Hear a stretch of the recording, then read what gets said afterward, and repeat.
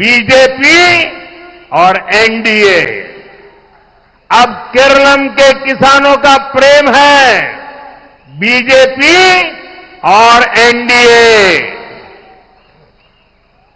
ഞാൻ കൽപ്പാത്തിയിലെ വിശാലാക്ഷി സമേതനായ ശ്രീ വിശ്വനാഥ സ്വാമിയുടെ പാദങ്ങളിൽ നമസ്കരിക്കുന്നു. എനിക്ക് കാണാൻ സാധിക്കുന്നു ഇപ്രാവശ്യം കേരളത്തിൽ മാറിയ സാഹചര്യമുണ്ട്.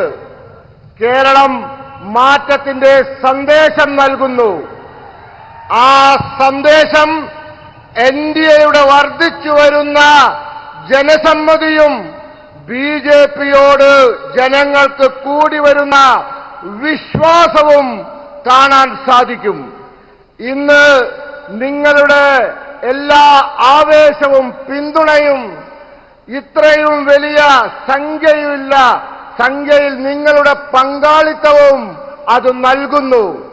പാലക്കാട് പറയുന്നു കേരളത്തിന് ചിന്താഗതി മാറിയിരിക്കുന്നു. ആ മാറിയ ചിന്താഗതി ഇന്ന് വലിയ ഒരു മുന്നേറ്റമായി മാറിക്കൊണ്ടിരിക്കുന്നു. ഇപ്പോൾ കേരളത്തിലെ യുവാക്കൾ അവരുടെ വിശ്വാസം ബിജെപിയിലും എൻഡിഎയിലുമാണ്. കേരളത്തിലെ സ്ത്രീ സമൂഹത്തിന്റെ സ്നേഹം ബിജെപിയോടും എൻഡിഎയോടുമാണ്. ഇപ്പോൾ കേരളത്തിലെ കൃഷിക്കാർക്ക് പ്രേമം ബിജെപിയോടും എൻഡിഎയോടുമാണ്. एनडीए सहृदगारे इस बदलाव के पीछे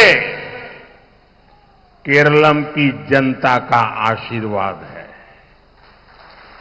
इसके पीछे केरलम बीजेपी के लाखों कार्यकर्ताओं की मेहनत है।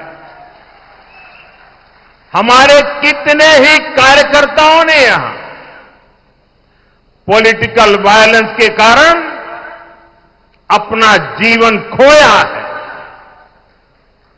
मैं आज केरलम की मेरी ये पहली चुनाव सभा में उन सभी कार्यकर्ताओं को इस मंच से आदरपूर्वक श्रद्धांजलि देता हूं। സുഹൃത്തുക്കളെ, ഈ മാറ്റത്തിന് പിന്നിൽ കേരളത്തിലെ ജനങ്ങളുടെ അനുഗ്രഹമാണ്. ഇതിന് പിന്നിൽ കേരളത്തിലെ ബിജെപിയുടെ ലക്ഷക്കണക്കിന് വരുന്ന പ്രവർത്തകരുടെ അധ്വാനമാണ്.